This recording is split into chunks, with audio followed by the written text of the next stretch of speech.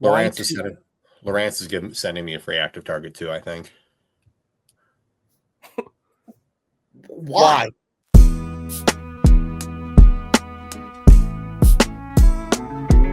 All right, we're back. You may notice Brennan is not here once again. He's dead to me, but we don't need to talk about all that. We have the one, the only, the skunk ape, the infamous Andre. You're pointing the wrong way, Zub. But I'm up here, buddy. What's going on? So we were chit-chatting a little before we started recording, but we're coming just off first ice weekend for us. Which, good thing Zub can talk with a Coke in his mouth. There's too many jokes there, man. Not enough. Oh man, no, we had a good reminder of why, as much as I love ice fishing, speaking with all the junk everywhere, I'm gonna say it. I'm gonna say it right now. Ice fishing made me so sad at approximately 7:35 a.m. when I started talking to Jesus Christ himself after pulling a sled through slush and slop in 5 degrees and just talking to the spirits of the promised land. They came to me and they were talking to me. Andre, and I'm like, why am I not in a bass boat right now? Andre, I didn't mention this to you. Zub has to have something seriously wrong with his cardiac/respiratory system. If he was present for the walk that we did on Friday, he would have died. I mapped it out. It was 0.6 of a mile, so it wasn't even that long of a hike, to be fair. Yeah, but that was there and then back. Yeah, so a little over a mile, yeah. Are you talking about our walk or? No, the one we went on the other day. We went way further. Yeah, I was gonna say because we didn't go that far at all.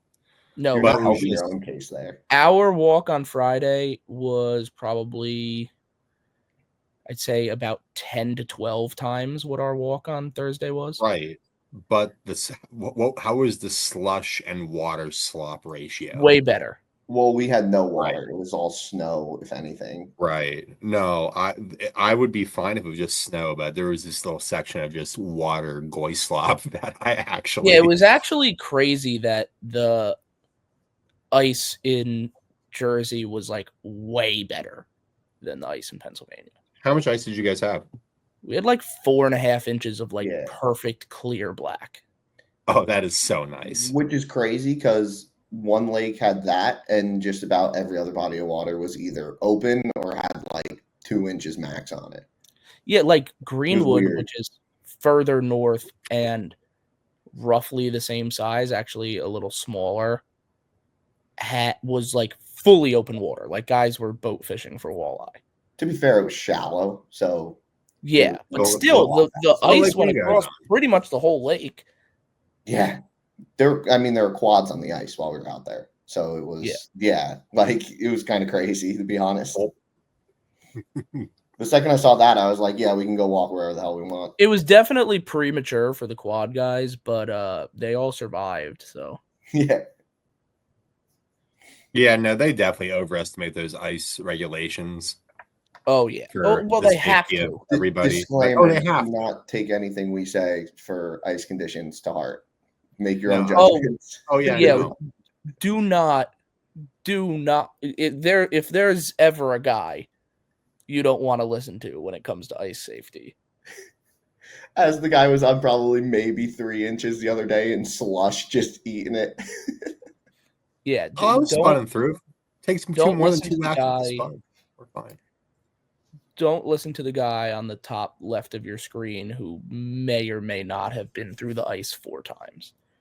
We got to insert the picture of the hole you made in the ice when you decided to go check ice on your own an hour and a half away like an idiot. Happens. I mean, you're going to have that on these bigger jobs, you know? You will. On a job this size, like... Yeah, until you're walking out over 100 foot. Oh, this is an attack on me. This is an attack on both of you. This is 100% on Alex, but I'm sure both of you are dum-dums when it comes to this kind of stuff. Oh, yeah, correct. Andre, really quick, just I know it's off topic, but what time is it? Do you have a clock handy? Dude, before we even started recording, so I literally looked at Alex. I'm like, people are gonna think I'm fucking nuts with what's going on over here. Nah, my fiance's dad, this used to be his workroom, and he had a clock collection. And they nice clock. Still be hanging up on the wall because I haven't figured out if you can figure out how to pack a cuckoo clock away, there's about 5 of them over there, and I can't figure it out. Also, in case you were wondering, there are a lot of clocks in the guest bedroom also. Dude, they're everywhere. If you could see the basement, you would die laughing. There's hundreds of them. So if anyone's interested in collecting clocks, yeah, it's a unique hit thing. Me up. I can move you some. You should give Brennan one of those so he knows what time to come to the podcast. Yeah, you should give Brennan one of those to let him know what time people, stop working at. We should give Brennan just about anything along the lines of being timely. Should give Brennan a official notarized letter letting him know he's been removed from the podcast. Knowing that he was 5 minutes from the lake we were going to go fish the next day and refused to go check the ice for us. Yeah, did you hear about that one? I heard about that one. Well, but circling back to ice fishing. It's just the most unreliable guy ever, but anyway. It's okay. We'll shake it off. We'll roast him when he's here. We'll roast him when he's here. Certainly will. We should just get him on the phone. As you should. What is it? So my big takeaway from ice fishing this week, besides the fact that, well, we could talk about the AquaView a little bit, because that just made everything so much better. Hang on, I'm putting in the Zub laugh clip right now. Camera. He's trying. Oh my god. Oh my god. He wants to see the camera. Oh yeah. What, you had someone at the front door, dude? Oh, knock. He was knocking. You want to give her? Did you see the video I sent in the Snapchat group with the Toy Story edit? Oh, yeah. Yeah. I definitely saw it. Yeah. I was going to talk about another edit, but we're not talking about the DMV Potomac area right now, so that's a different edit for a different time. Oh, jeez, what an Easter egg that is! What an Easter egg that is. Anyway, with that, Andre, what made you so happy about ice fishing season? What's your takeaway from opening weekend of ice? It got me out of my house finally because I'm sick of it in here. You should see his steps counter. Oh man!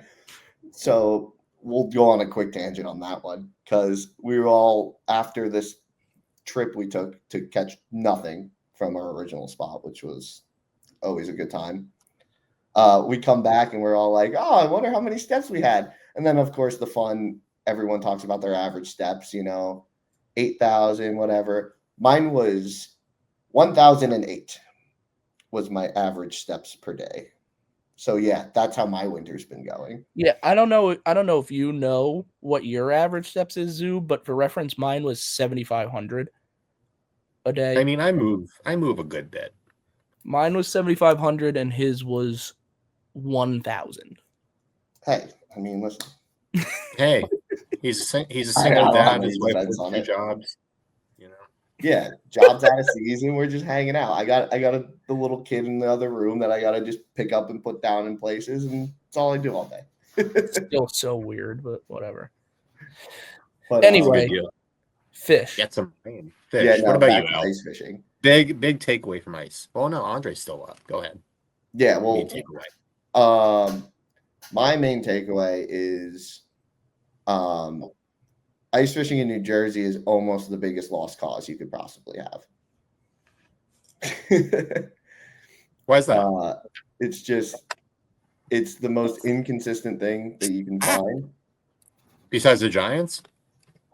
No, they're pretty consistent.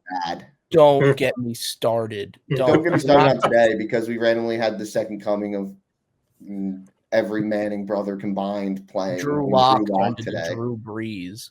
Yeah. homie decided to become the best quarterback ever for one game that meant literally nothing. And then it only was negative with him doing well. It was the worst thing to ever happen, but this isn't an episode of PMT. I can't even get started. But Alex, your takes now? I have a takeaway. Crappy doesn't taste good. Those are some fighting words. Yeah. Well, I shouldn't start a debate. I shouldn't say this. Crappy does not taste good, but it tastes way worse than yellow perch. So you're putting yellow perch above crappie? Yeah. By a country mile. Easy, honestly. We had this Now this is a crazy thing. First of all, maybe you're a really bad chef. Second of all, we cook them both the same way, and one is just have way you better. ever tried bleeding your crappie? Now this is a little gruesome, but have you ever tried bleeding your crappie? You know, we did talk about that. I brought it up on the ice, but we didn't do it. It's a process, and it's a little not for the faint of heart. But I don't know. I think everything tastes better when it's bled. You know, I was having the internal debate because I've never done it. Because usually you just catch and toss them on the ice, deal with it later. But it's always I wonder how effective it is, because you have to remember to ice them immediately if it's going to bleed out, and then the blood's going to freeze fast enough and for it enough to vacate the system. Well, perch you definitely don't need to bleed, because like I'll be cutting them up and they're bleeding all over the place, and then you fry them and it tastes perfect. Like, but it's also you're not getting that like mean bloodline in the fish or anything when you're filleting them, so it's not like you're really getting anything out of them. No, I mean it's still you're cutting out straight white meat still. Like it doesn't look bloody or anything. And when we're talking about it too, it's not like a flavor. It's honestly not a flavor thing when it comes to the preference of the crappie over the perch. Like it tastes good, but it's like I don't know if it's just that we've only like the crappies we have caught, but man, the meat just doesn't hold up the same way that a yellow perch does. It doesn't have the same bite to it, dude. It's like it's just on the mushier side. I always say that, but like mushy is such a junk word to use for food. Yeah. No, but that's what it is. I see that. That's what it is for me, is texture, like more than anything. I mean, I do think the perch just flat out tastes better, but the biggest thing is the texture. Like the perch meat is so like it's like a firm, flaky, like normal white fish, whereas the crappie is like I don't know. It's almost like it's a blob. Yeah, it's a blob. Yeah, meatball. It's like a fish cake. You know what however, the best thing to put on the ice is in ice fishing season? Don't. Good old largemouth bass. A good old largemouth bass on ice, man. Hey, listen, you mentally take a slot limit of your own, right? You got to hold the certain ones that you want out. I would never do this, so I'm talking out my ass. That's sacrilege, man. I don't care what anyone says.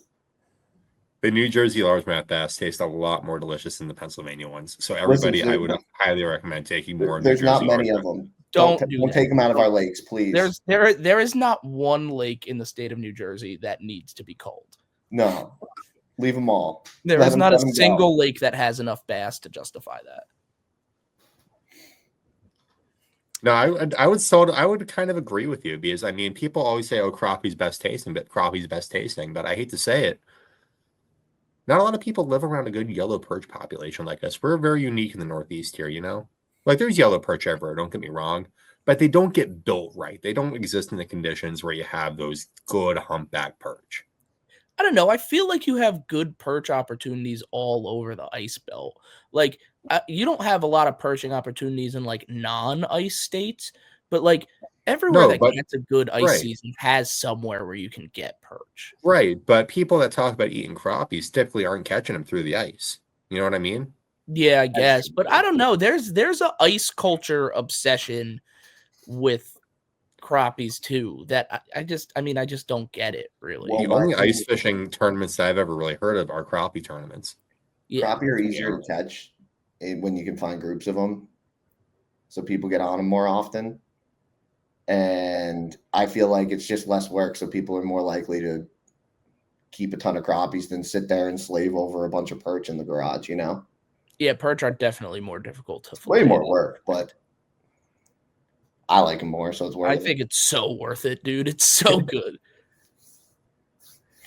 There's a good ritual of coming back and having 20 perch to just clean up, chilling in the garage, watching something on a TV. Yeah, I mean, I'm really like, I'm not a big crazy meat guy. Like, I don't keep a lot of fish, but on the ice, yellow perch is getting thrown in the bucket every time. That's the Wombo combo. Especially when they got the hook in their ass because you left them on the tip up for 20 minutes too long. It happens. You're perching on tip ups. That sounds like a good old day of fishing right there. Yeah, I mean, when you're in 4 feet of water for 90% of the day, it's kind of your only bet. Now, had you access your bottom in the 4 feet of water? Because me and Alex were in a very interesting situation. On our Friday. situation was way worse. Like, there was some scattered grass around, but it wasn't like an issue at all. Oh no, I mean all the grass that was alive is still there. Like, it doesn't really die out all that much to bear up in the areas. What Zub is referencing is where we were on Thursday. It was like a flippable milfoil bed. Oh my god! Like, like you could have got away with the half ounce, maybe the 3/4. That's crazy. Like you couldn't put the tip up more than 2 feet under the ice, or your minnow was just instantly getting tangled in weeds. Well, the majority of the bites came with. Alex fumbled the big fish of the day. I want him to remember that with a tip up where I just had the minnow soaking like right below the spool. Yep. And he actually did, in fact, lose the biggest fish of the day. He recovered with another nice one, but it's an interesting thing, having those minnows right below the top of the ice. It's something that people, really, don't think about all too often. Everybody's always, 24, 36 inches off the bottom, right around the bottom. I just feel like, a large population of fish still like peruse the bottom of the ice. But I can tell you, if you're trout fishing, especially if you're trout fishing. Well, yeah. But especially like you're saying, where you're fishing these kind of grassy flats, where the fish really aren't like grouping up and congregating specifically in like what you would call a school. They may be schooled up in an area, but they're spread out, kind of cruising around in that area. So it's like those cruising fish aren't going to have their bellies on the bottom, kind of getting through the weeds. They're going to be up around that grass height either way. So putting that minnow right in its face as it's coming around the grass. It's also a situation where, like, specifically with what we were fishing, like when you're fishing like 3-4 feet of water, like it doesn't really matter because it's right there. Whether it's either here, it's gonna call them up. Yeah, they're right next to it, no matter where they are. And that's the hardest thing too, where it's like we're sitting out there with we all have live setups basically at this point, and it's like the most efficient way to still catch them is tip ups when it comes to it in those kinds of situations. Yeah, it's tough. I mean, I'm just waiting for, hopefully in the next couple of weeks with this rumored Arctic blast, that we get our deep water ice and we can really get jiggy with it. I just don't want to jump anything because I hear it every year. Yeah. And then you see it on the forecast where it looks like it's going to be good. And then you just see those highs creep up as they get closer and closer. And then we get nothing. This one sounds better, though, because usually you start hearing it in like November. And it's like, how are they going to know what the weather is going to be in 2 months? Yeah, that's true. Like, at least now they're only talking about in a week or two. Yeah, like, buddy's reading the Farmer's Almanac and just hoping. Yeah. But we'll see. I mean, we're due, man. We've had like 3 bad seasons in a row. Yeah, I mean, I was going to say, I don't know. I listened to all these people talking about El Niños and all these things that are keeping warm air or whatever, currents and stuff. And this year they keep saying it flipped from, I don't know. I can't even sit here and act like I know exactly all of it. But yeah. From what I've heard, it should be that kind of flipping event where it gets back to one of those deeper kind of actually cold winters. But I mean, like, we were talking about this the other day. When I first started ice fishing, like in high school, like 2015, 2016 years, I mean, that 2015 winter, we had ice for like 3 months. Yeah. I mean, Like, and even 2016, we had ice for like 2 months. And like that one year, I think it was 2018 when me and Andre were in college, that we were ice fishing. we were everywhere. Before, after, between classes for like months. Dude, we were fishing river systems that haven't seen ice in, I couldn't tell you when. I mean, they haven't even seen a lick of skim ice since. And We fished a couple sketch fests that was bad. winter, but You're mean, going from 6 inches to you hit the spud and it's about half an inch because of some current and an inflow, and you back up real quick. yeah, it was sketchy stuff. But No, I mean, I ice fished, gosh, since I was like 5 years old, like 2005, 2006, when I first started going out. I remember we were ice fishing a lot of times till first day of trout in Pennsylvania sometimes. You know, that first week of April, we were up here in the Poconos still on ice a little bit. yeah, No, Well, that's not a nice just, thing too. You always had access to the mountains. So no, a lot of the stuff is with elevation. Like I remember in November, we had safe ice around here. But, you know, I was still fishing open water derbs, and, you know, it makes me regret on a 65-degree day like today, having Scoper off the boat. I think they might have had a derb today. well, I was telling him, I think it was probably December of 2016 was the first time we made our poke to that Poconos region that we fish a lot.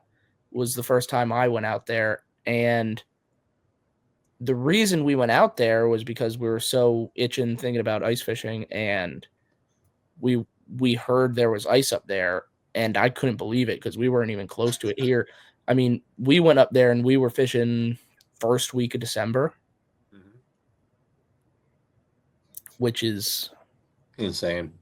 yeah. But that's how it was for a while. I mean, honestly, you think about it, it didn't really feel like it, but because like we're always fishing this time of year on ice, but usually it's because I'm driving to Pennsylvania.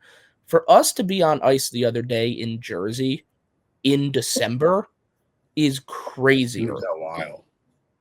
It's been a long time since we've done that. Yeah. Usually our first day of ice here the past 4 or 5 years has been mid to late January. definitely. If you're lucky. Yeah. Yeah. I mean, we Last had year. 2 days of ice all year last year. Yeah, last I year we know. literally had one productive day, and the next day was probably sketchy as all, but you could get out. Yeah. And it was cold. It was that really brief cold blast. Yep. Yeah, I we was had in New like York. 1 week that was insane. On Lake, I could have ice fished better back home. We went to, for some reason, the St. Lawrence was acting up. We were up on Lake of the Isles up there going for trophy pike. And it was like 2 inches. And it was like, it never got warmer than like 6 the whole time, like 20-mile-an-hour winds. I've never been so cold. Ugh. Like some guy actually they saw that it was iced up. They drove a quad and one of those travel trailers out there, right? Sunk the whole thing. And it was frozen under 6 inches of ice the next day, just floating there, and it ended up going up.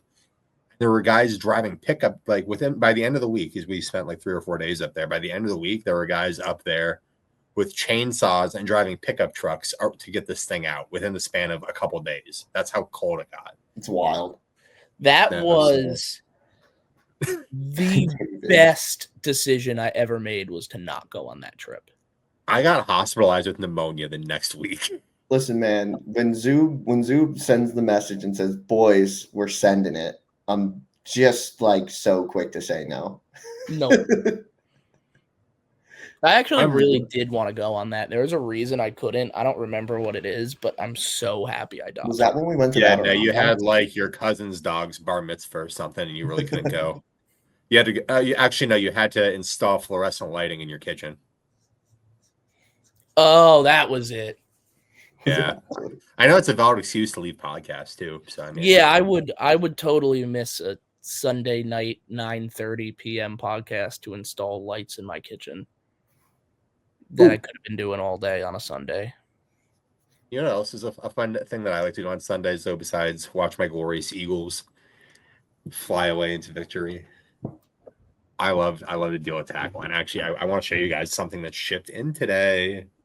Something fun. You got a little unboxing going on? Little unboxing action. Oh.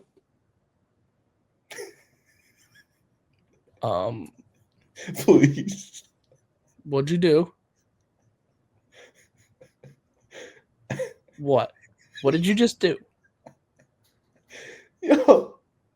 Oh. What did you do, bro? No, you did not. Oh. Oh. No. Did that just happen? Stop. You're messing. You're messing, bro. No. Well, this was the new Shimano X Pride 7.6 Medium Light Plus that I wanted to show you guys. It's been a hard one to get for a while.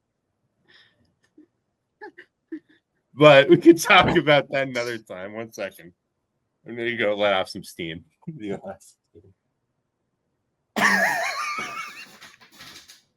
Zoom, no.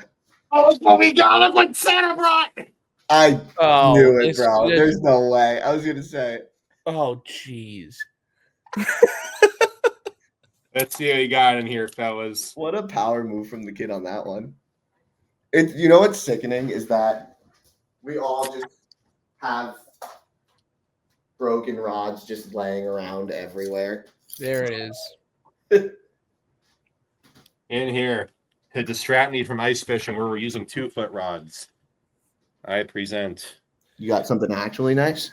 Yeah, I was Actually, just gonna say this is a bass fishing podcast, so we should stop talking about the ice fishing. But You can ice We fish. have You talk about coming some smallmouth. out of the tube my newest ice fishing adventure. don't break this one. Tried my best. I should have got a bigger shed. But this is the right twig. Oh yeah, it's the right twig. We Extra. got the 7.6 medium light plus X Pride. Hey. Oh, Hey. I want to ask you guys, since it's a unique model, right? It's not one you see too often. You know, a 7.6 spinning rod, a medium light plus. Nicholas has a medium light Zodius. No, it's a medium light, or is it the light? Medium light, I think. Because they also make a light, and I can't reach it right now, but the light is a phenomenal hair jig rod. I was gonna say the second. And maybe a light Ned rig rod. However, this is a 7.6 medium light plus. What would you think about using a 7.6 medium light plus for? I don't even. Yeah. Like, No? are we talking about like steaks? Is this medium rare plus? What like? Medium rare plus. I'm sorry. Oh yeah, you guys use, junk megabass rods. They're horrible. Dude, Bottom tier quality. we just got followed by Megabass.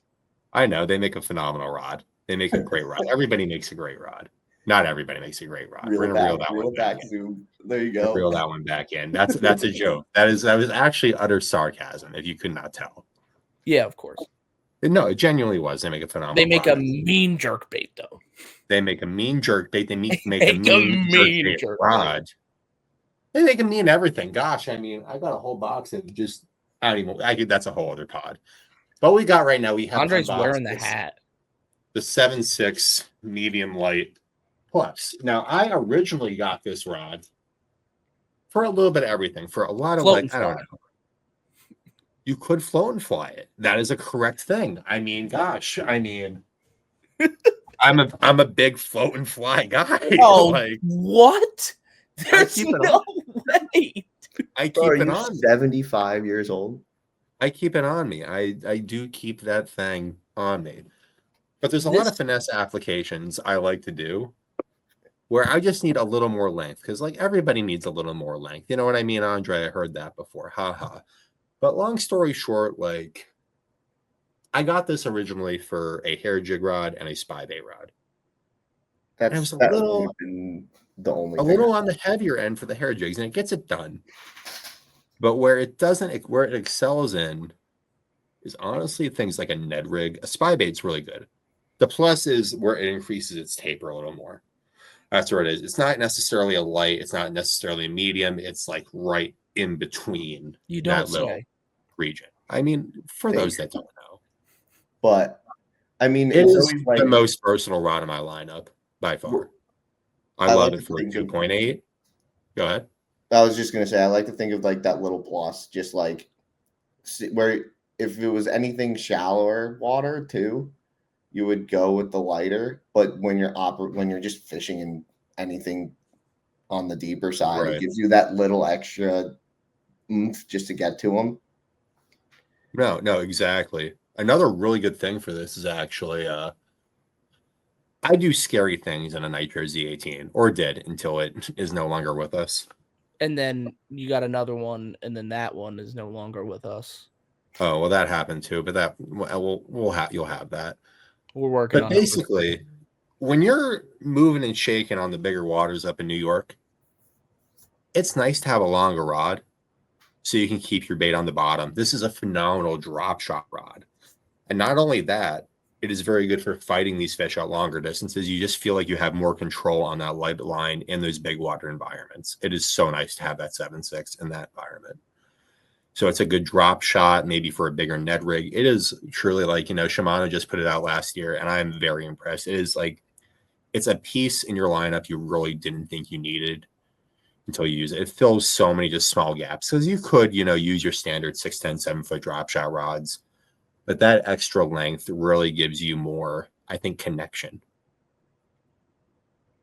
And I'm very impressed. That's why I ended up. So I actually busted my tip off that one. That was purely for, that was a little stunt little get the that could be a good little thumbnail. You did get the voice going a bit. Shimano has a wonderful thing called the Expeditor program. So if you don't register your rod for a warranty, did you say Expeditor? That's what they call it. Yeah.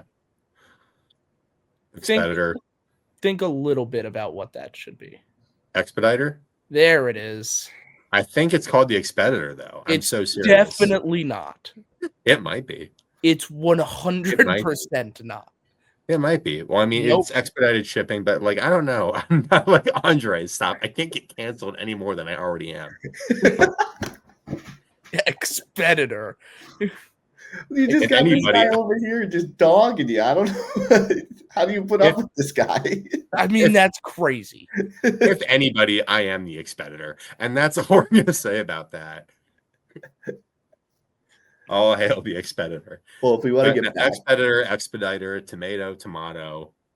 You make big goof, and you goof up your Shimano rod by, say, getting it stuck in a tracker live well. Not tracker live well, tracker rod locker. Might as well have been a live well.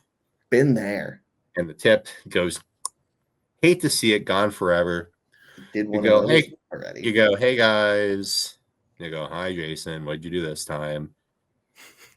Hey, Half, get your rod back. Send it back in this tube. I will send back this butt section. That's all I needed. And good to go. It's always bad when you go to email the warranty people and they know you by your first name right away every time. It's not great. You don't even want to know what the people at Bass Pro and Harrisburg know me as. I heard they got Nobody knows anybody as well as the G Loomis people know Ryan Worth. He's on number 3 or 4 of every one of his rods. Well, he's the type of guy to buy rods by the warranties. Like he finds a company with the best warranties programs, and he just sticks there because he knows he's gonna run through them.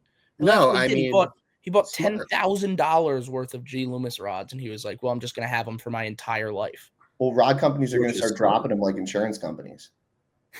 Yeah. Well, I also have rod insurance. Does anybody else have gear insurance? Oh, yeah.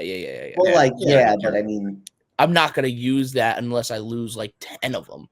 Yeah, someone steals my whole locker, maybe. If the freaking JDM only baccarat back there gets freaking stolen by, the Scranton Strangler, I might have to call a claim on that. I'd use it if it got stolen. I would never. Yeah, use it absolutely. broke. Stolen. Yes. All right, clip that. Clip Tailgate that. my truck. Clip that. Jason Zubris' insurance company. Clip that. Yeah, just like the lake stole the other half of his nitro. It did. It did. Twice. Black. Never mind. Clip that. Clip. Whoa. Oh, come on.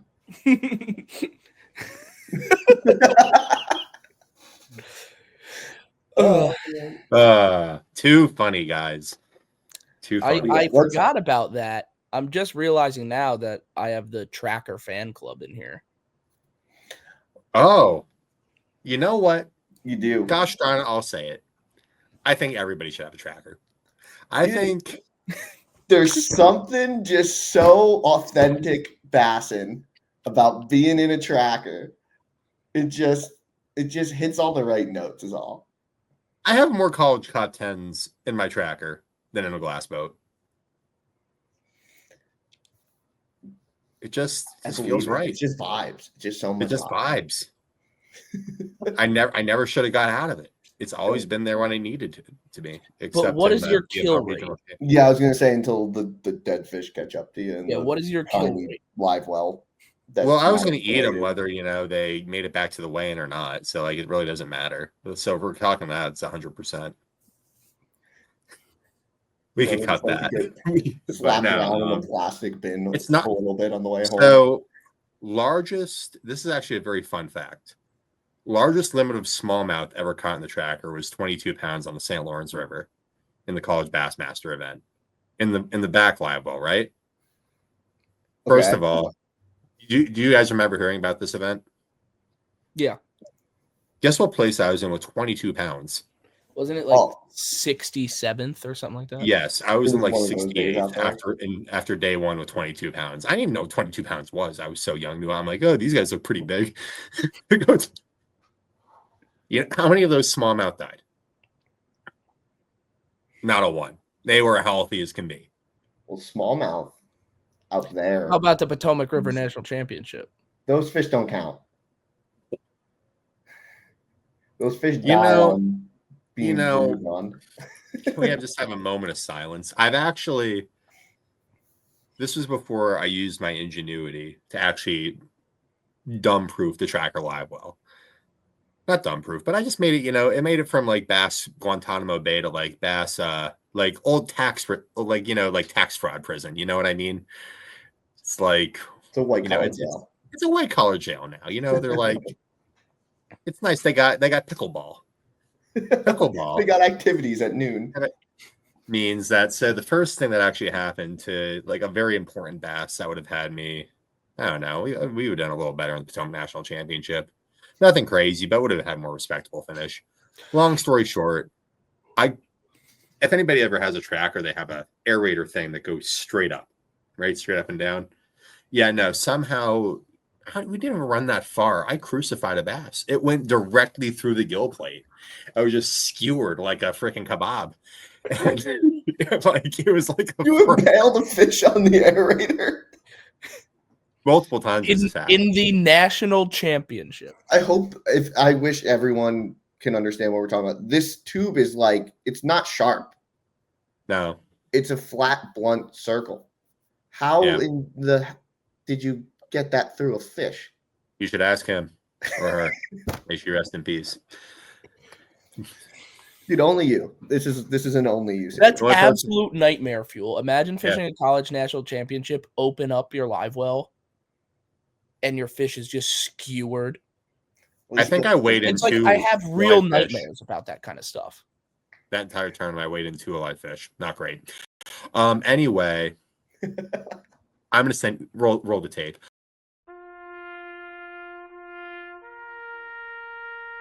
What I've learned from that experience, and this is also a unique thing that has added more water, is if when you have the skewer, you shove a pool noodle And if you cut a pool noodle flush with the top of the live well, and not the top of the live well, but just below where the aerator comes out, you will not only increase the amount of water in your live well, but you will also still, prevent impaling.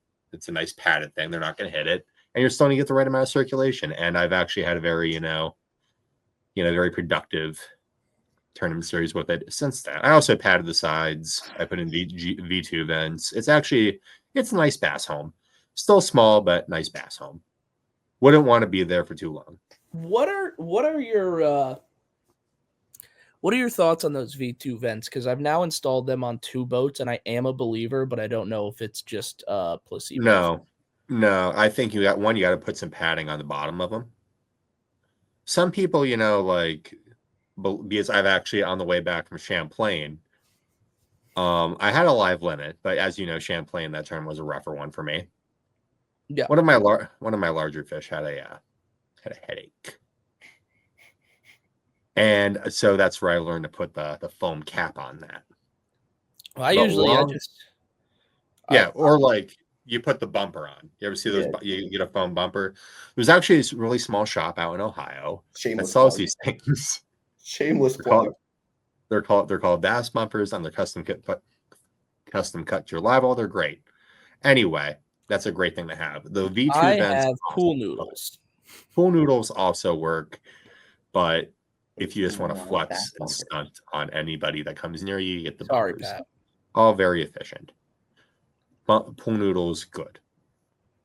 So the Icon live wells, and they they advertise this, that they want to have their closed sealed system. And even, shameless plug, even the new nitros, I'll tell you what, they if they do one thing right, they have a half decent live. No, they genuinely have a half decent live well with the Guardian live well. I would hope so. But they promote a sealed system for some reason. Maybe that helps with the oxygenators that are built into them. They have oxygenators built in, and maybe they have cool plates or something. I don't know what it is. But I have something. Wait, time out. I have something, because this is a real thing, and I don't know if we got to get like a fish biologist on here or something to figure this out, because I luckily never had to experience this, but I was warned by multiple people about this. I have an oxygenator on my Skeeter in the live well.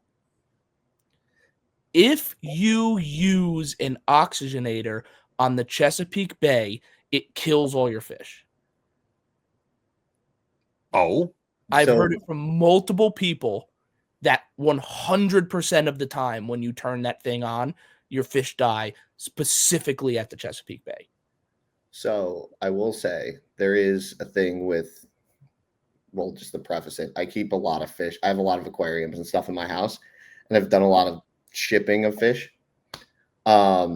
When pH levels are at a certain level in water, ammonia becomes either toxic or non-toxic.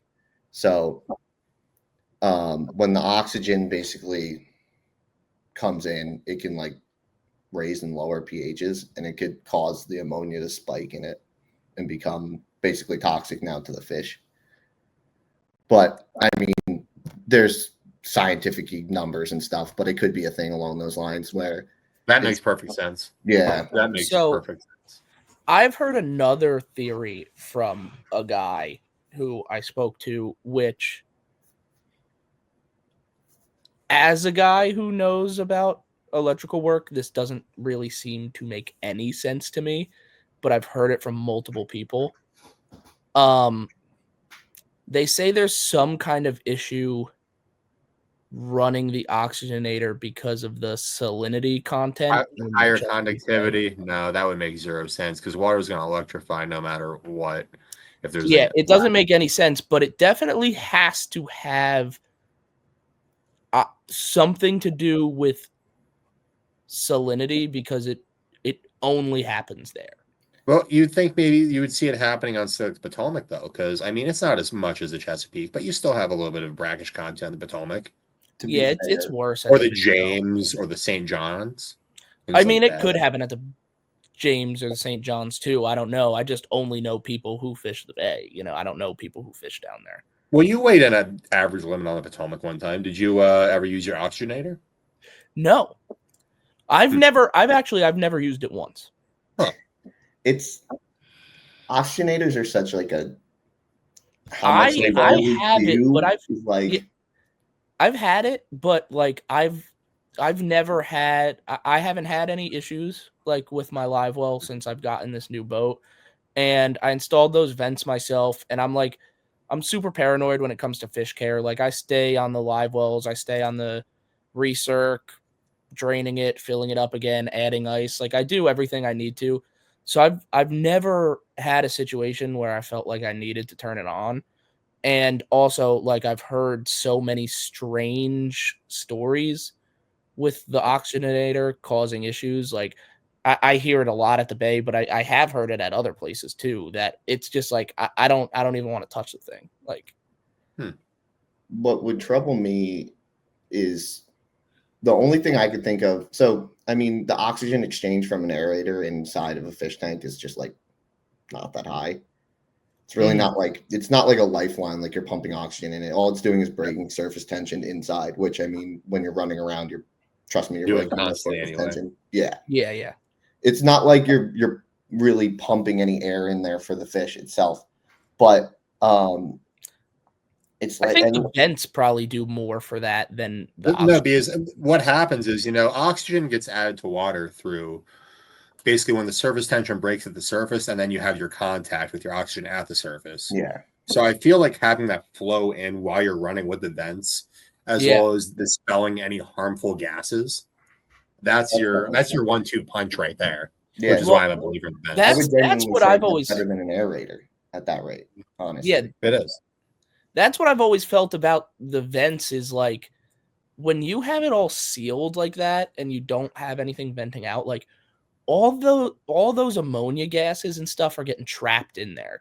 So like unless you're doing like routine water changes, like I don't know, running your live well on recirc all day without any ventilation just seems like absolute suicide to me. The only way that works is if you're like temperature controlling the crap out of your live wells. The only time the whole recirc thing really makes sense is when it's hot as hell out and you're really trying to keep the ice and everything recircing in that situation. But like at the end of the day, the best thing you can do is constantly be pumping out the water and bringing fresh water in, unless you're catching fish out of totally different areas. Which I mean, if you fish Champlain enough, you've learned that those tide fish don't like water from other places. Yeah.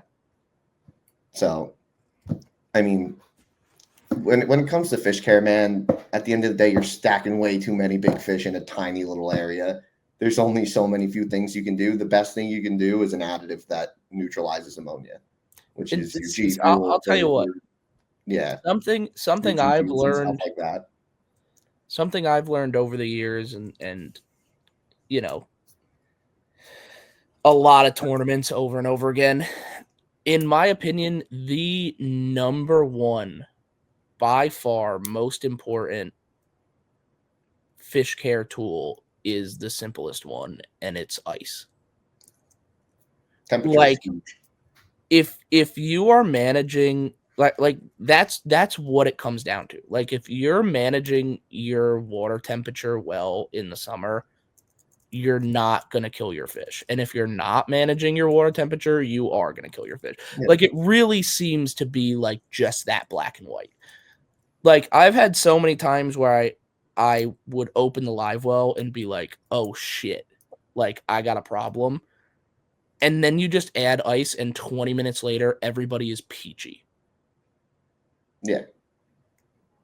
Like, I mean, one of the biggest shocks fish can get is from temperature changes. So not to mention you're already putting it through as much stress as it's ever been in its life and it's ever going to have in its life, honestly.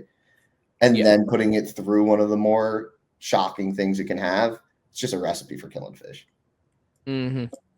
I mean, just to circle back, common trick, when you're ice fishing, you have minnows from the night before, you shouldn't leave them in your house. Don't leave them, either put them in the fridge or put them outside. They go in the hole, they're going to be a salted shiner. That's a conversation me and Andre have constantly. Never. Yeah, I'll say it. Never buy bait from the bait shop that has it inside, ever. Mhm. It's just it never lasts. You know, it's always biting the dust halfway through the day. You 100% of the time, the denomination between good bait and bad bait is, does the bait shop keep it outside? If it's kept outside, it's good bait. If it's kept inside, it's bad bait. And it's true 100% of the time. It really is night and day too when you get it from places like that. Like, I mean, Mm-hmm. we have one bait shop from us that does it the right way every time. And when I tell you, I've had this bait in literally my garage in a pail for a week, and it's done fine. I mean, water change and things along those lines to keep it going nice, but I mean, it lasts perfectly good. I had Yeah. bait in a bucket in my garage without an aerator for 3 weeks. Minnows are tough as hell, also, for the record. Yeah, the old they like 90% of shiners that you buy come from Arkansas, and if you got to survive in Arkansas, man, you can make it anywhere. You know what I mean? Beaver Lake, Ouachita. I mean, I don't know. Arkansas. Little Rock is a little tough too. Hot man. Springs. Hot Springs. Ugh. Ugh. I don't want to think about fishing that part of the country anytime soon. I gave up doing all that a long time ago, my friends. All right. Al, real quick question here. Real quick answer. Grand Lake in Oklahoma in like November, December, or like February with ice on it, or really, really dismal day of ice fishing. The tough Like choice. Friday ice fishing. Is there ice starting to form on Grand Lake? You will hydroplane on ice during your morning run, yes. Grand Lake. If there's no ice fishing. Fair enough. There is ice, Grand Lake. The worse the conditions, the better. Plot twist on that one. This is fun fishing. This isn't a dirt. Yeah. Well, to each their own with that one.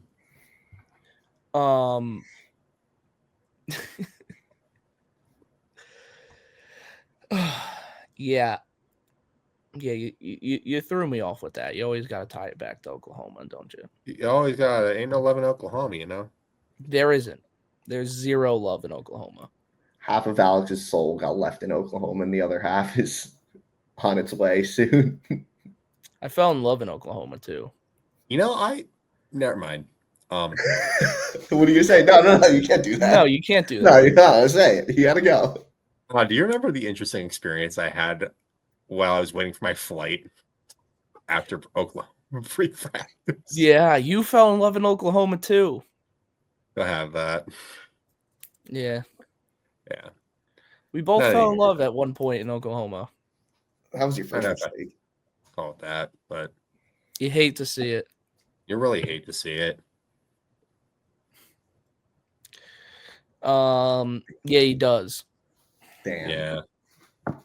Skunk Ape is the name for a reason, man, sometimes, all right? I mean, look at the guy. He's clearly a skunk ape. What a world. I just gotta say it. We don't need to Say it. reveal what's been being said, but typing in this chat is just derailing the conversation. Yeah, dude, I can't It's a think. terrible It's so idea. bad. Stop doing it. It's totally sending me off. Stop doing it. And this wasn't even planned. I didn't do this on purpose, for the record. I had the shirt Yeah. on, and I just ran on here, and it was the first thing Alex said when I signed on. So, I just like fishing boat docks, man. you like your fishing boat docks? Yeah, dude. Nothing's I bad. think on the topic of fishing boat docks, has anything happened interesting in the professional world? I always like to punch in on that every once in a while. Anything breaking the news recently? I mean, it's pretty slow now, no? Not It's really got anything schedule big that we releases and haven't stuff. touched on already. I don't Yeah. We touched on everything. That's going to be coming a little sooner than later. Yeah, I guess so. Where do they open up at? Who is first? Well, who cares? It's the elites are first, no matter what. Second of all, Yeah, I there's don't no know. first. It's just when the elites start. But anyway. They're not going to Well, Florida that's- this year. They're not at all. I don't think they're going to Florida at all this year. No, they're not going to New York at all this year. They're probably starting with St. John's again. That's what I was thinking. They're not going to New York this year. I mean, they'll be on the St. Lawrence, I'm sure now. No, they're not. No Really? St. Lawrence this year. Really? That's usually the easiest money grab for them in the history of the world. That's actually so nice. I'm so sick of it. I mean, they're slugfest every time, dude. It just is what it is. Yeah, but it's You get to watch both of the Johnsons just whoop everyone and call it a day. Yeah, Zub, you couldn't have been more wrong. It's back to back. Yeah, it's back to back. I'm sorry. From Florida and New York, they're literally the same state. They look the same. They're both yellow on my map at home on my room. Oh, they're doing the Albemarle Sound early. Mm-hmm. The what? Manatee That's gonna World. be. I know what you're talking about. That is gonna be probably one of the coolest tournaments I've had in a long time. Oh yeah.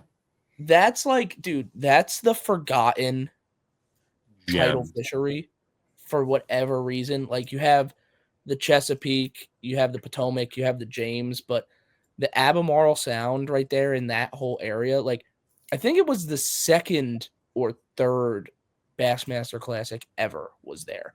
Like it's been who a won good that, right? bass fishery forever, and everybody just forgot it existed. I think it's disappointing that Rick Clun retired because he's the one that won that tournament. Really? Mm-hmm. That's funny. That is funny. I would love to see his return there. Now, you have to remember, we did get a sneak peek of it because you know what exists in the Albemarle Sound? The Chowan River. Yeah. And the Milfsters did a little stint there. And Drew Gill, the Nico rig at everything that moved. Yeah, and they caught some giants. Well, just I think they were limited. Didn't Zach Burge get like DQ'd for getting out of his boat or something? I mean, hey, that rule could have been changed by now, so who knows? I'm not going to talk about anything. I'm not going to get political here. Except I remember looking at it listening to it on the Luke Duncan podcast. Like Zach Burge called the tournament director, asked him if he could get out of his boat. The tournament director said yes, and then he still got DQ'd. Was that? Oh yeah, was that there? I do remember that. That was because he went under a bridge, and then the tide came up and he couldn't get back out. The whole thing was that the marshal said he was safe, and then they officially DQ'd his weight after the marshal said he was good to go, which was a lot of barnacles. Yeah, I think it was like 2 or 3 days after the tournament that they were like, yeah, you know what? Actually, nope. Yeah, it's a load of baloney. Ooh, I could go for that baloney that we were having on the ice. Andre, really quick, you're definitely a connoisseur in this. Favorite ice fishing snack? Ooh. That's a tough one. Dude, we had a thing of munchkins the other day. No. For real though. The 50 count munchkin is an ice fishing staple. 50 count. Oh, jeez. Yeah. It fucking went Well, hard. there was like 6 of us. So yeah, to be fair. But also a big Al had them the other day too, the meat and cheeses from the gas station, little Slim Jim dudes. That's a good combo. On meat and cheese. How about the Belvitas, Al?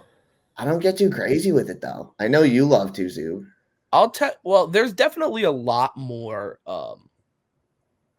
ice fishing snacking than there is open water snacking. Like everybody says, oh, what's your favorite boat snack? What's your favorite boat snack? Well, I'm a psychopath and I don't eat on the boat. See, this is your first problem. That's why you lose focus and you drop fish all the time. I'm lucky if I have like 2 capsules of water. Bro, best boat snack, you take 5 minutes, you sit down, you get yourself a nice Lunchable and a Capri Sun, all right? And you just have a nice little adult charcuterie board for yourself out there. Now, is this the boat snack for you or for your daughter? Both, man. Yeah, 2 birds, 1 stone. Yeah, but what if during the 2 minutes and 42 seconds that I sat down? Well, you got a Ned rig off the back of the boat, just dragging it. Yeah, but what if during that 2 minutes and 42 seconds, I could have caught the winning fish? Oh, during I a mean, I'm tournament, not talking during a derby. Well, I'm never talking in the mindset of being in a derb. All right, bro. I can't even think about anything while I'm fishing in a tournament. Well, there is like the midday run. I am when as you washed shove as an it gets when it uncrustable comes down to your it. throat, going 70 miles an hour, and just having to do the Heimlich maneuver on yourself because you hit a wave the wrong way. Oh, I mean, dude, there's nothing that's like the there's nothing like that.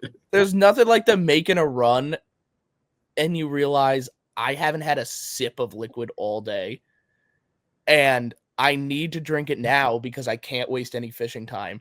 So you shove a Gatorade in your face going 70 and you're just spilling all over yourself and it's shooting That's so behind you. correct. And you're That is just, so it's, correct. You're giving the guy behind you one of those the windshield wiper cleaner treatments on the highway, just blowing over.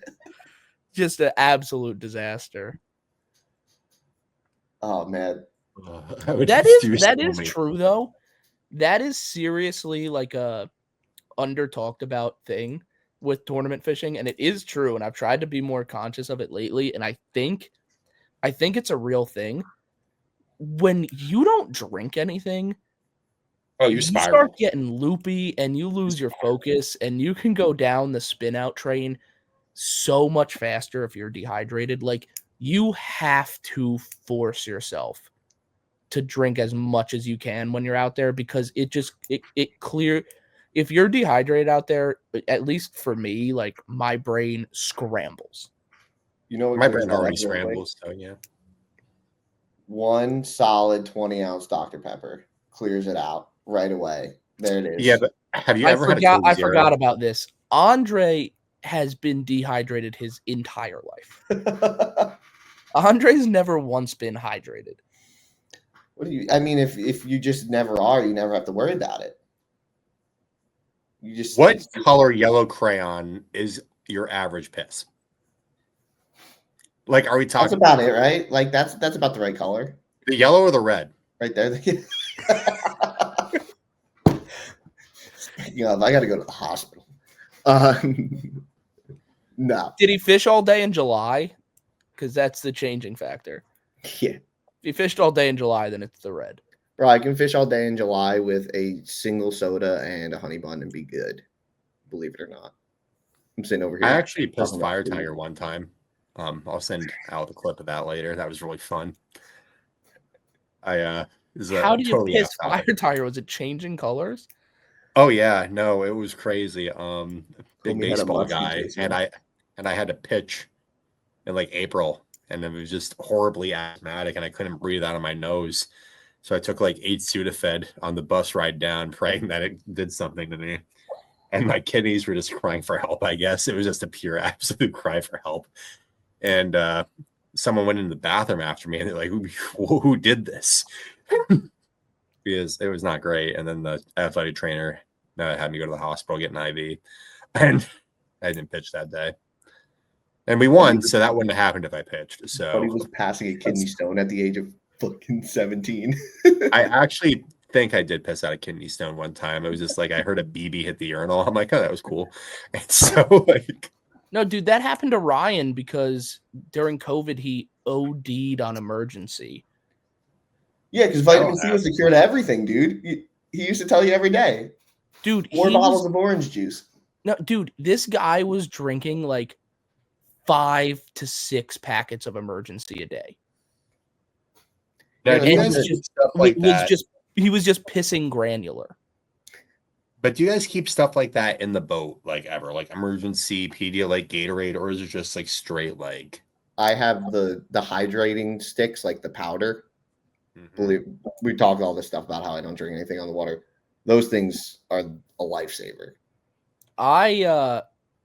My go-to is I load up on body armors usually. That's smart.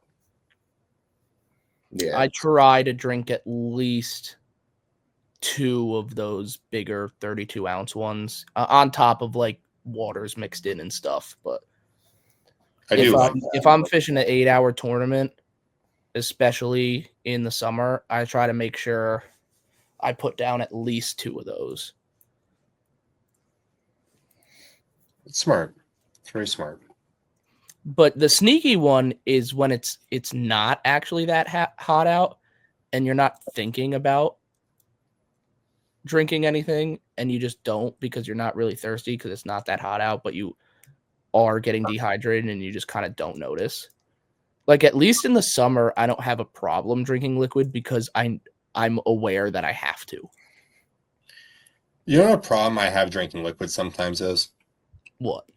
Ice fishing when it's frozen solid. Mm-hmm. That's the best, though. Do you guys have any ways around what that? What are you doing right now? Me?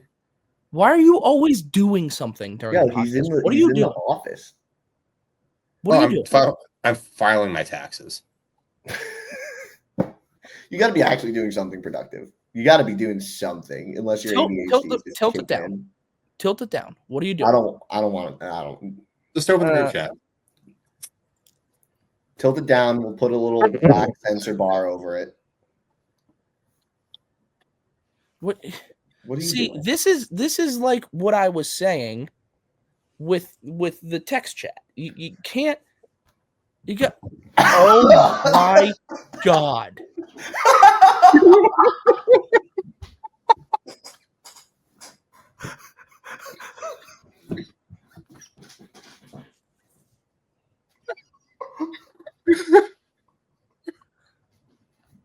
I'm done, bro.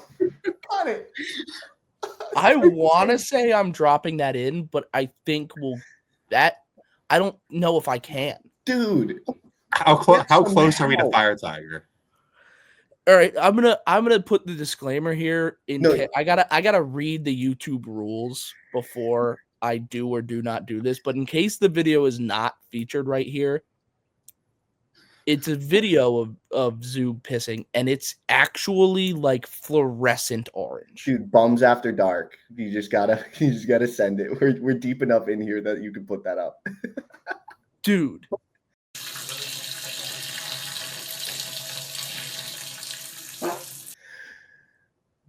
Bro, that's unbelievable. Why do you have that on deck ready to send?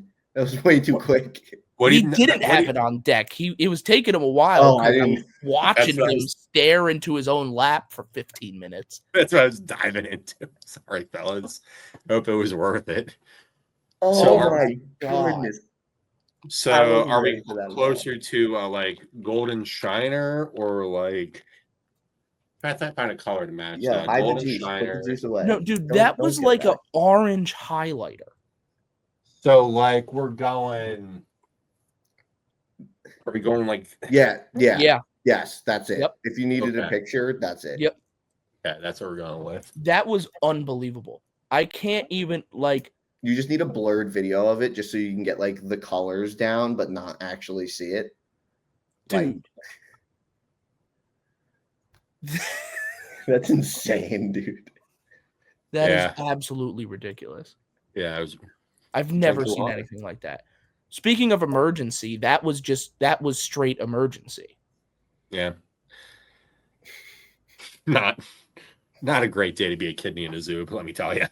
Oh my God. Dude, I would be sprinting so fast to the hospital. Did it hurt?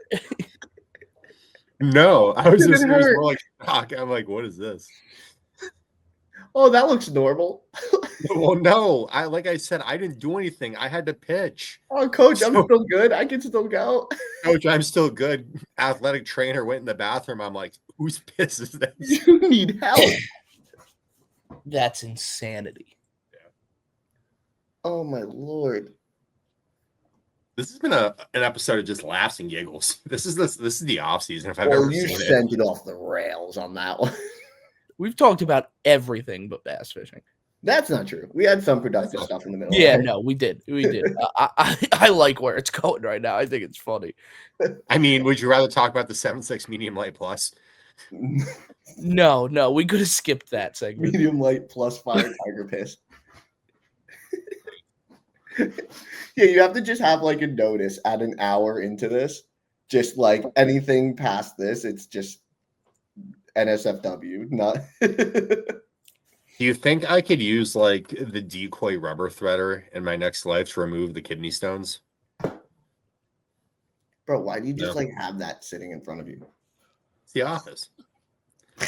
Just You never chilling. know. Dude, you can like, You could summon whatever you want right now. yeah, you can just blurt out any fishing related object and he'll be able to gather it in under 2 minutes. So, Homie's come on, got some Andre, try it. original bombers just chilling in the box behind him. Stop. No. OG Wiggleworts. Wait. Here's an OG wart. That was within arm's reach. Oh, wait. He Oh, didn't you want a move. man's 35-foot diver? A what? That's a man's. 35-foot diver? Oh, yeah. I didn't even know that existed. It doesn't anymore. I want the. Look at the bill on this bad boy.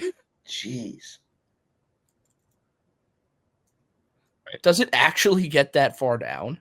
I have no idea. I've never thrown it because Yeah, I maybe threw on like this. 4 pound test. Oh, this is a really fun thing. So, Long lined, 250 yards. Yeah. Duo is like one of my favorite companies of all time, right? I've had this crankbait for a while. I like a really deep crank. This is the bill on this Duo Realis. It's a G86. It's the 20A. Goes between 20 and 25. Okay. So you notice how that has that bill angle? Mm-hmm. Yep. This bait is like 30 years older than that Duo. They're doing it. Might be onto something. Then like here, for example, Andre, you might know this. This is the Blitz. The Blitz Mag. VR? This is the Mag. No, this is the Magnum. Oh, that's the big one. Yeah. The big one. So we're in similar profiles to the big one, to the big Blitz. But he's got them. Those aren't even all that big. But he's got the A lot smaller exclusive than a colors 10 too. XD. Yeah, no, I mean it's really like it's not a bad you think about it at the end of the day. That's a bluegill. That's an edible bluegill. It's like it's not like the bill throws it off when you stop the blue. In all reality, a 3.338 Kitech, oh no, here's a 3.8. That's a 3.3. I mean, Frank was catching bass on that KVD 8.0. Oh, the big square, the really big square giant bill. one. Yeah, it's a KVD square bill, but it's like this big. Yeah, it's the big chunky one. Yeah. Andre, you ever throw the big M? I'm not a big crank guy, dude. We barely fish anything deep enough around here. Oh, the big M is the mega That's bass. that's that square bill. big. That's the giant crank that doesn't it's like it's not 20, is it? 20-foot diver, 20? right? No. It There's stays the like big pretty shallow. M7. There's the big M, and that goes like a 7.5. Yeah. But they have Me and- another one that's like a square bill, like it's a big square bill, which is Yeah. a really Me and Andre had one good day of crankbait fishing on Candlewood, and he had one good day of crankbait fishing by himself on Monksville. And I think those 2 days account for 100% of the fish that Andre's caught on a crankbait. Yes, sir. I caught a couple on Oh. Kentucky once, but that was it. And that was me Well- screwing around in a marina. Well, the main thing with a crank, I don't know. It's like we fish in places that I hate to say it, that really aren't not all that big, but where you don't have to really cover so much water.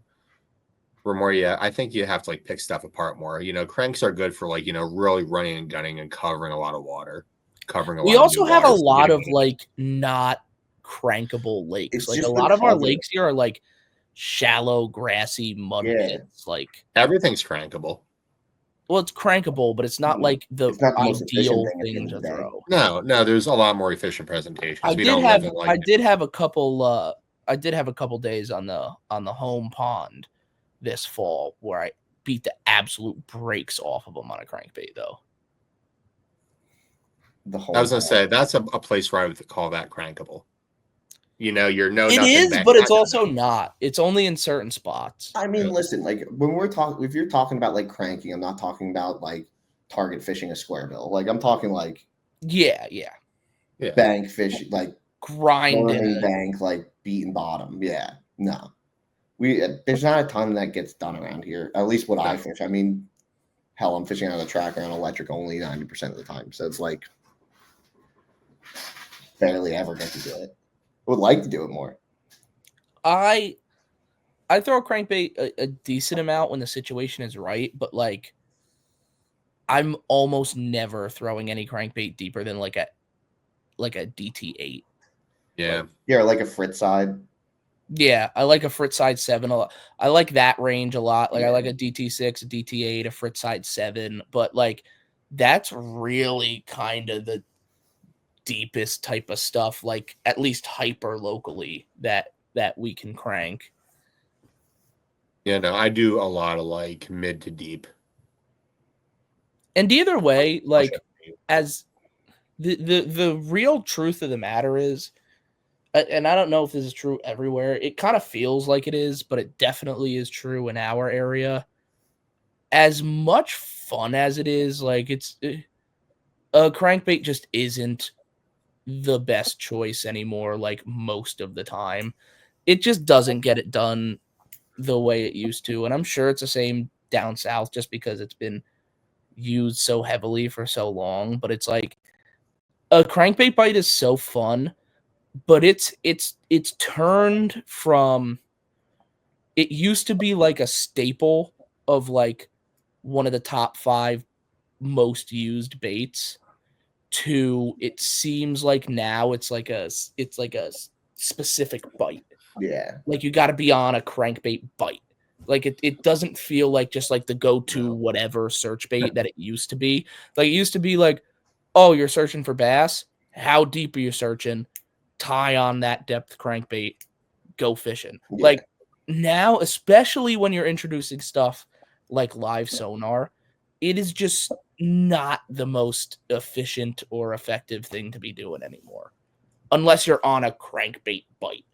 It's just not the go-to search bait that it used to be. And like a lot of power presentations even, dude, have just kind of bit the dust when it comes to, and it's like, especially when now it's, hell, I'm seeing them half the time when we're catching them now. So it's like, how efficient can I be throwing something like that when I can literally put something on a fish's head 20 feet in front of me? I mean, it's never ever going to be the most. It's never ever going to be an efficient or good idea to try to throw crankbaits at suspended fish that you see under live sonar. Like it's just it'll work, but like it could, but yeah, especially in the eyes of the ever guy. In the eyes of the whole guy, you're trying to save time. You're using every minute you get. I don't know. The whole thing with a crankbait is at the end of the day, it's a reaction bite, and when you're throwing a fish on live, you're really not trying to get him to react. I don't know. In some situations, but you're not going for like a reactive based fish most of the time. It's a tough situation on that, but your traditional finesse style bait, you're not trying to make them react, The ones that do react are the fun ones, though. Oh, yeah. Yeah. I mean, a crank and bite is fun. I love it. It's just, it seems more rare than commonplace nowadays. When the ice melts out, what is the favorite? What are you so excited to throw? Is it a crankbait? No, I mean, I would say in our area there's 2 big windows for a crankbait, and that's like not quite right after ice out, but like the beginning of like the actual pre-spawn, like early to mid-April. There's a window, and then there's another window like late October to mid-November. But when we're talking like just right straight out of ice out, I mean, it's not that this is the thing I'm excited to throw. It's not really a thing I'm ever particularly excited to throw, but it just is a jerk bait. Like that's just what it is. It's hard to get it out of my hand for like the first month of fishing period. It just seems to just like, no matter what, be the most effective thing almost 100% of the time. It's like that in a football jig, honestly. Talked about that last week. Yeah. It's kind of like no. Doing it in the last week, Andre. Yeah, it shows how much I watch your stuff. Yeah, We very should cool. start. We have some good stuff going. Good support. Andy supports us. We should have had Andy on instead of Andre. No, Andy would have just been dogging everybody on here. Well, Andy might not know how to fish anymore. So No, he forgot. He was like, Andy's the definition of a guy that had the potential of a number 1 pick and then just like total bust after. Talking about Andy Dalton or no, No. more of like a never mind. You know he's gonna watch it. Come on, say it. No, I was gonna say something really fucked up. It has nothing to do with Andy. Oh man. Hey, one of the better. You know what? We'll bleep it out. I was gonna say Yeah. Oh. No, that's because he's- fair. because Oh god. you know who else is dead? Jimmy Carter. May he rest in peace. That's fucking hilarious. Oh man. anyway. No, he's more like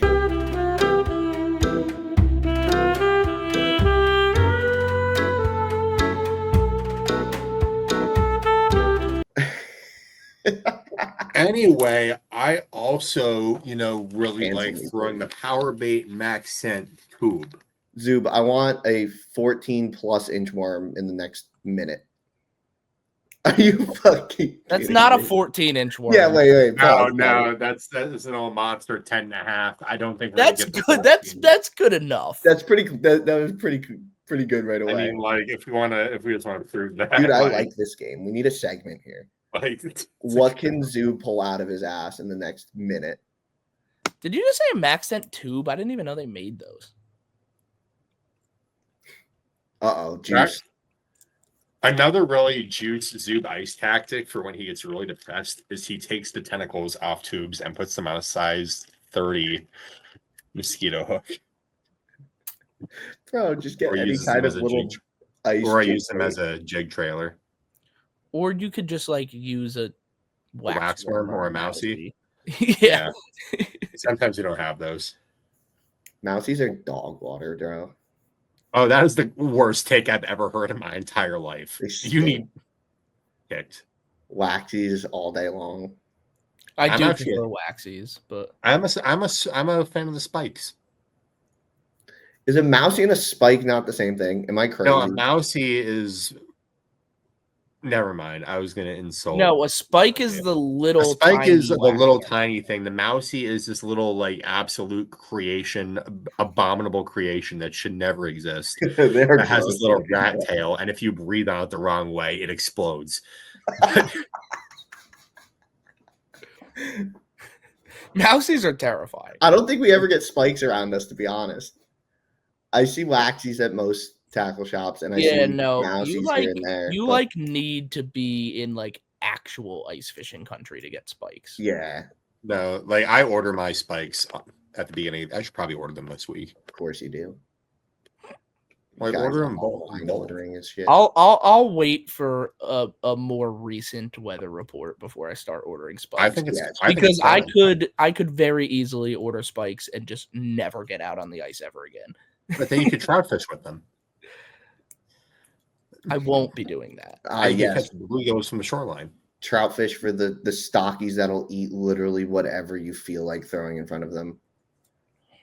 I hate Yeah. trout fishing. I'm not even Trout gonna fishing in this. New Jersey goes one of two ways. It's either really, really easy because they just dumped a bunch of trout there, or really, really hard because there are zero trout there. Well, yeah, my There's entire also life of A trout really fishing niche has been- trout culture in New Jersey that I really don't want to start getting into. Yeah, we're Bro. not going to talk trout fishing. We're No, not going to we talk. can't. We're not talking trout. I'll We piss can't. off way too many people. They're the worst kinds of people in the history of the world. I'm not even Can we gonna talk- do this. Can we talk about Lakers for a second? That's cool. See, that's different. They're not trout though. Yeah, I guess we can. They're fake. Well, that's like saying never mind. But no, they're like still they're still trout. They're not though. Kind of trout. Aren't they like close? They're like a different. species, aren't they? Like, well, obviously a different species, but aren't they like a different family altogether? I mean, we're still talking trout, right? I But don't no, think yeah, so. no, they're They're definitely trout. no, they're still trout. No, I'm Definitely trout. pause. No trout as Google trout search. comes. Come on, marine urchin.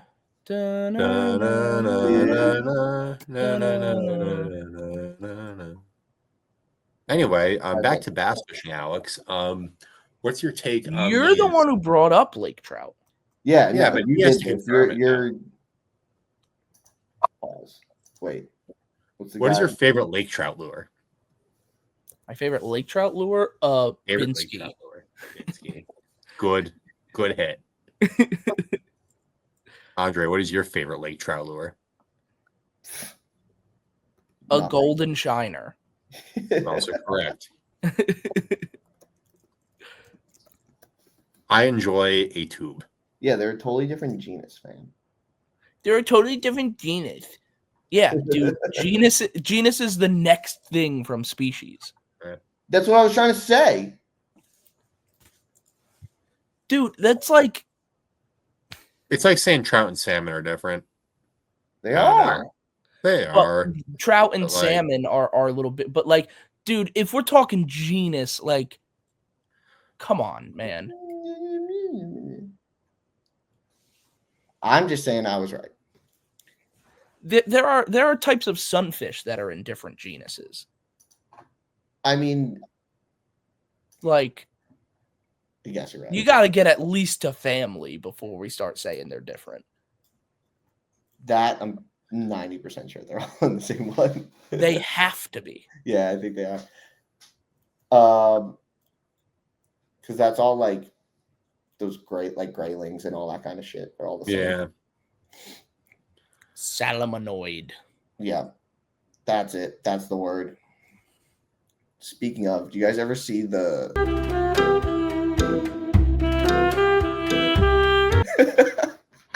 This really is bums Off after the dark. rails. This is bad. This is No, I bums can't after say this. dark. Yeah, no, this is West Palestine off the rails. Freaking, you know. All right, fine. I mean, it's the All right. Yeah, that's getting Ooh. that's they're the worst. Oh. I can't wait to make a pickerel pile one of these days. pickled pickerel. Pickled pickerel. Top 5. Bury me with pickled pickerel. Top 5 and not even 5. That's so gross. It's so It delicious. can't be. No, I just don't. No, I It's so refuse to believe delicious. it. I've been around Bro, pickled. I don't like pickerel. pickled like pickles. I'm not eating a. Dude, I've been around pickled pickerel my whole life because the old guys at the cabin used to make it. I've never even come close to trying it. Oh, and you throw a pickled onion in there? Gas. Oh my gosh. Fire. A little bit of sugar in there, bread and butter, pickled pickerel. Like, oh. It's like pickerel is like very close to crab for some reason. Like, you ever have crab cakes? What? No, I'm telling you right now. No, there's no Like- way. Are you in broken? flavor. Well, In flavor. from I'm the not video, talking you're like- broken, yes.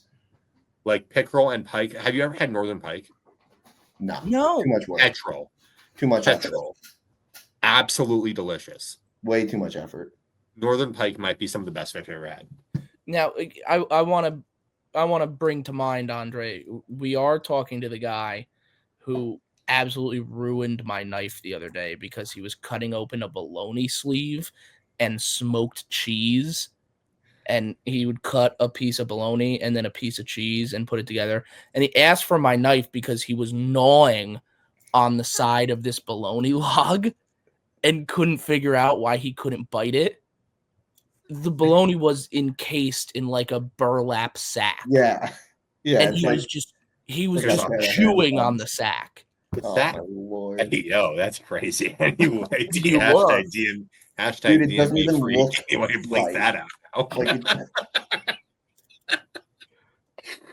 Oh god.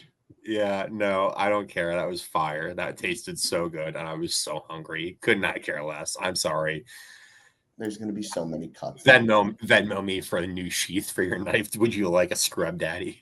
Really, it's Like- it's the issue is the bibs because I had to wipe my knife on my bibs to get the smoked cheese residue off of it. So now my bibs smell like smoked cheese. Some people would call that thankful.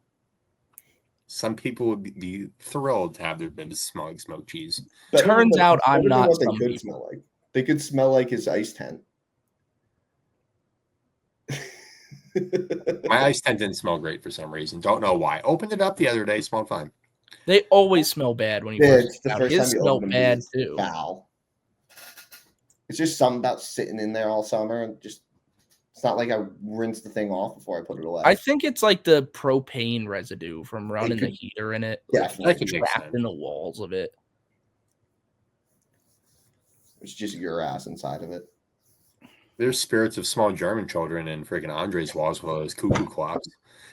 Like,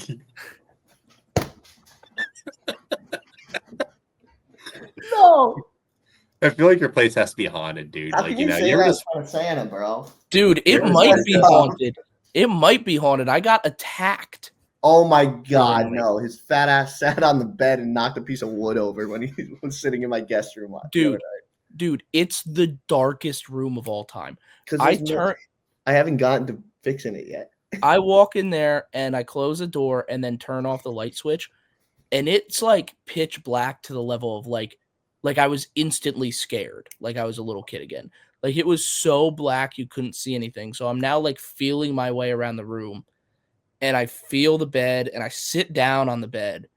And it wasn't right when I sat down. Like I sat down and then like a few seconds later, just like the loudest bang of all time happens right behind me. Like I'm sitting up like this and it happens directly behind me.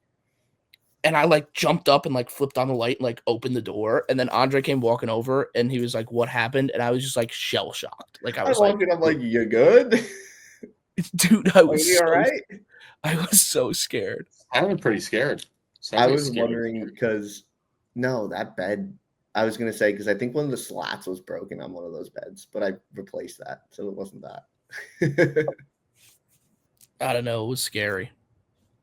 You're just a baby. I'm thinking they made a couple tweaks to this X Bride. What is it actually like a new one? Yeah, no, they're both X Bride Bs, Yeah, but like the handle is a little longer. it's the same model and everything. It is the same exact model. You know what I mean? The handle a little longer. I mean, that's like What? that's don't like know. a product. That looked exactly the same to me. That I it don't was know. like a centimeter, dude. It's like Yeah, that's called precision. That's called precision and innovation that excites. it's called handmade f-ups. Innovation that excites. What's that from? That's some kind of Bassmaster Live commercial. No, what do you mean? That's like Nissan. Yeah. I think Oh, it is Nissan. I was about to say that's Vexus Boats or something. yeah. No, I was about to say. I'm like, are we gonna start reciting the Vexus Boats commercial that I had to see 700 times all season? You know, I'm not gonna lie. I like the new Vexus, the lower profile that doesn't look like a walleye boat. I like it. I'm excited to see how it comes. It gets up on pad super quick, shoots like a bullet. You can't even Stings like- notice the difference between an aluminum and a fiberglass. Because I'm sure the 16-year-old girl talking No, about the fiberglass Vexus, not the That aluminum was one that I'm was talking- me. No, that was me No, he's reciting mocking the the commercial. commercial. Those Yeah. weren't my own thoughts. Oh. Oh no. Without naming names, I know somebody with an aluminum Vexus who put a hole in it bigger than holes you've put in your nitro. So user error. on like 2 foot chop, the User thing error. just blasted a hole right through one of the welds, and we put flex tape on it and continued to fish Champlain for a week with the boat being held together by flex tape. But that's If it neither fits here the nor there. chips. Great ad. Well done. Their customer service was great. He got a brand new boat. So Hey, pros and cons to everything. yeah, I mean, Yeah. yeah. I'm still waiting for my carrier pigeon return from Missouri.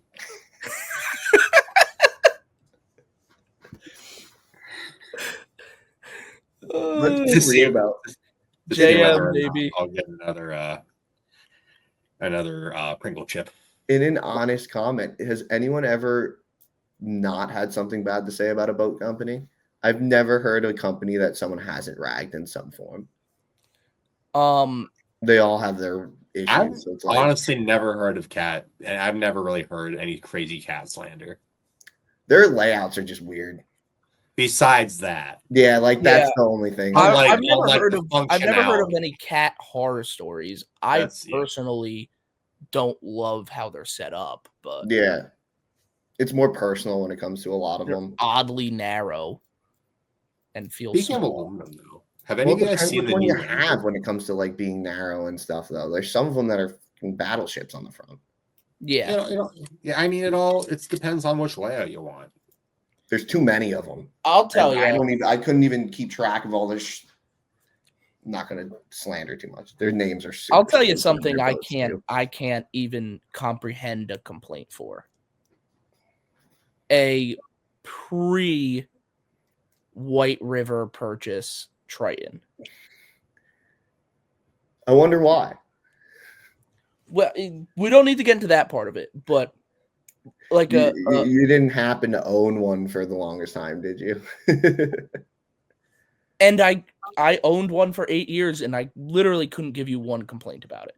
Yeah, that Give was me one of the one most complaint about bulletproof. that boat. No, that was one of the most No, bulletproof boats you could have owned, honestly. It was I the mean, best yeah. boat ever. And the things Yep. that did happen to it were 100% your Either fault. user We're talking about error. a 2002 TR 186 for the record. Maybe the best 18-foot boat ever built. Yeah, until you're bailing water out of the back of it because somebody's pump goes. But that's like those are Well, like that's because I didn't- And then the trolling motor batteries die, so we're bump drifting with the big motor the entire day Right, on a but- tournament day. That's not on the boat. Not on the Triton boat. Not on the boat. That's just not something that's 20 years old. That's user. That's user. That's definitely user. This totally didn't happen to me as the co on somebody's boat. Yeah, you can blame that for you not catching a limit on Lake Champlain, I guess. That was the first day I caught a limit that day. The day of the boat not working, I did catch a limit. That day was fun. I had Yeah, fun. no, that it turned out to actually be an awesome day. Yeah. I don't even remember what happened the first day. I was just not catching shit, huh? The first day was kind of tough. It was Like, just shitty, right? I didn't even catch that many. Like, I caught a couple like good ones on a frog that like kind of saved my day, but Yeah, we didn't like massively crush blew 'em. out. remember that one? The first day was when I saw that fish that was like cruising on the surface, and I just like threw a frog at it, and it just came over and it just, yeah. Yeah. That was that day. Then the second day, when our trolling motor didn't work anymore, we decided to just sit in that grass bed that had fish in it and realized that we probably should have sat in it all day the day before too. Yes.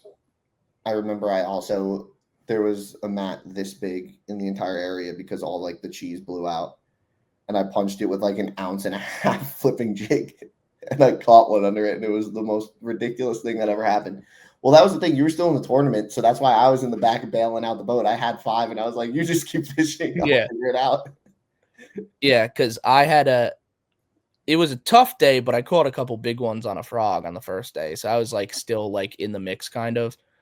But we literally there was like a slight south wind, and we would just start at like the north end of this grass bed and we had no trolling motor and would just like slowly like slide down to the south end of the grass bed, and then I would fire the engine up and run back to the top, and then we would drift it and then run back to the top, and we just did that all day long, and Good times. we probably caught like 30-40 fish each. Like, It was actually ridiculous.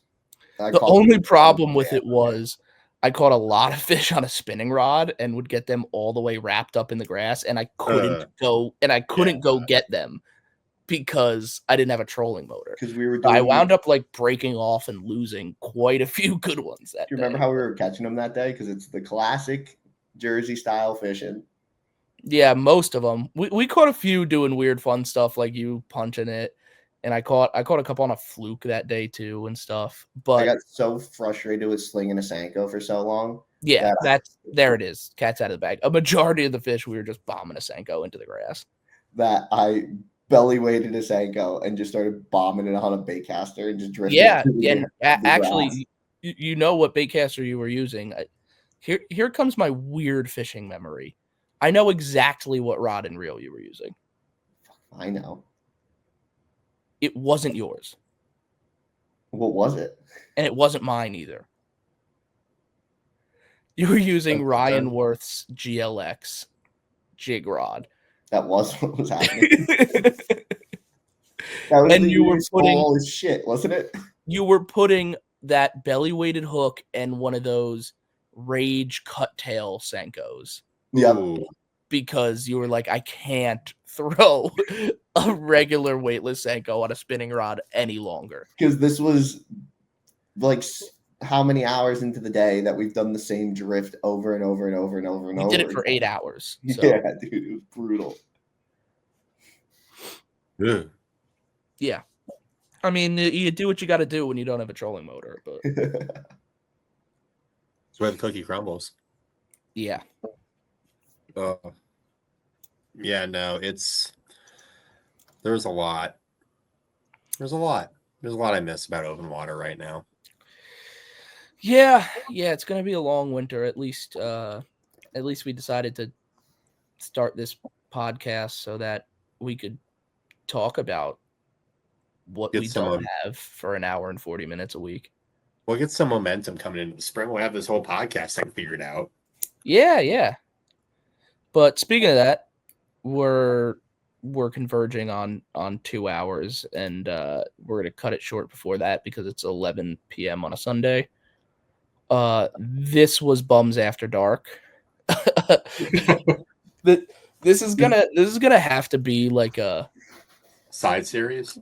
every Once a couple of month you months have me special on. edition. Like me, Zub, and Andre is like our version of like the Rogan Protect Our Parks. Protect our Like, bums. we'll just have one of these side episodes every now and again.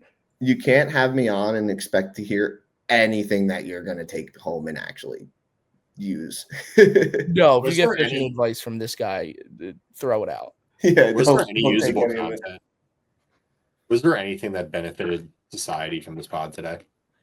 I think we had beneficial conversations about fish care. If you piss green, go to the hospital. Yeah, we Correct. we might have saved a life or two Good. with some urine-based education. I hope someone skipped all the way to the end and only heard that. We talked about something else too that I thought was a good topic, but I forget now. Well, you'll have to rewatch the whole thing and figure it out. I'm Yeah, probably gonna have to anyway with the amount of bleeps and edits I'm gonna have to make in this one. It's okay. 100 or an hour and 40 minutes is going to be cut down to a 25-minute podcast. Right around, I started I started writing down on a notebook timestamps around the hour 20 mark because there was just so many things. Yeah, no.